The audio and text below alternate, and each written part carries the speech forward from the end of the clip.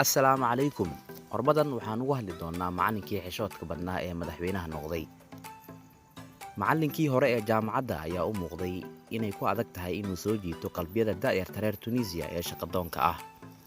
Hase yeeshee 61 sano jirkan Qays Saciid ayaa lagu naanaysay mashiin kadib markii laga yaabay habka uu wax u maamulo. Haatan waa madaxweynaha cusub ee dalkaasi Tunisia waxaana doortay dhalinyaro da'doodu u dhaxayso 18 ilaa 25 sano jir.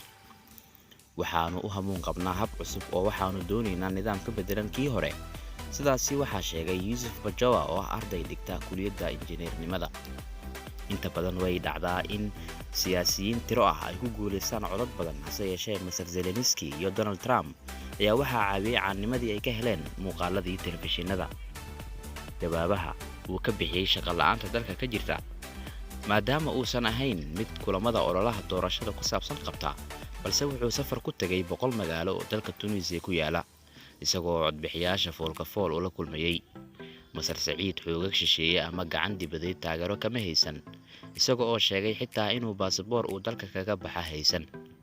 Marka uu dadka la kulmo gaar ahaan da'yarta, ayaa waxay weydiinayeen sida uu wax ugu qabanayo shaqo la'aanta baahsan ee haysata dhalinyarada. Waxa uuna ugu jawaabi jiray hab cilmiyeysan oo ay ku wada qancaan oo ma ahayn nin isla weyn.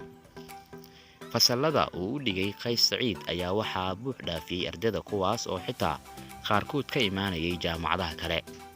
Masar Saciid waxaa u diyaar ah qorshe ballaaran uu hay'adaha kala duwan isbeddel uu ugu samayn karo, isaga oo sheegay inuu awoodo dadka hoos u dhacaya islamarkaana uu doonayo isbeddel ballaaran inuu ka sameeyo dalka Tunisia.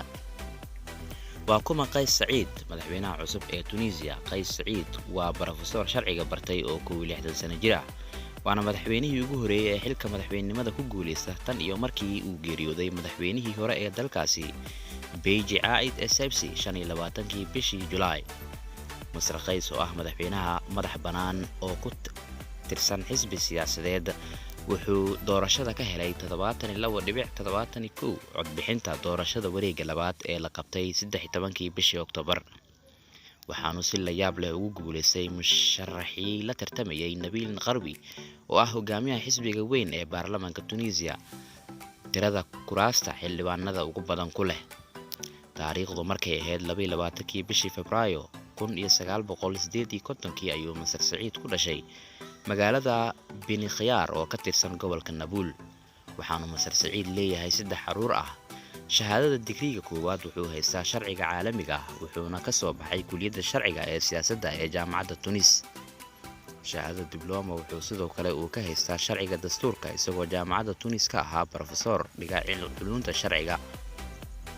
Waxaanu noqday xogeyaha guud ee ururka sharciyada dastuurka ee Tunisia intii u dhaxaysay 1990 ilaa 1995. Waxyar kadibna wuxuu noqday madaxweyne ku-xigeenka ururka.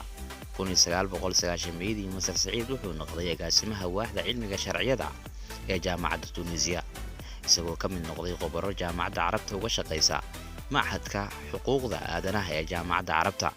Masar Saciid ayaa ka mid ahaa guddiga khubarada arrimaha sharciga caawinayay baarlamaanka Tunisia wax ka beddelka dastuurka sanadkii 2014, wuxuuna mararka qaar ka soo muuqan jiray telefishinada isagoo siyaasadda ka hadli jiray.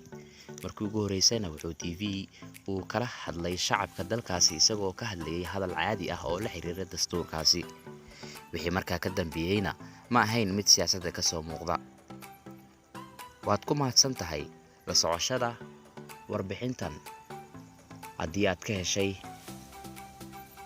subscribe dheh, like, share si aad ula socoto qaybaha kale ee barnaamijyadeena. Mahadsanid.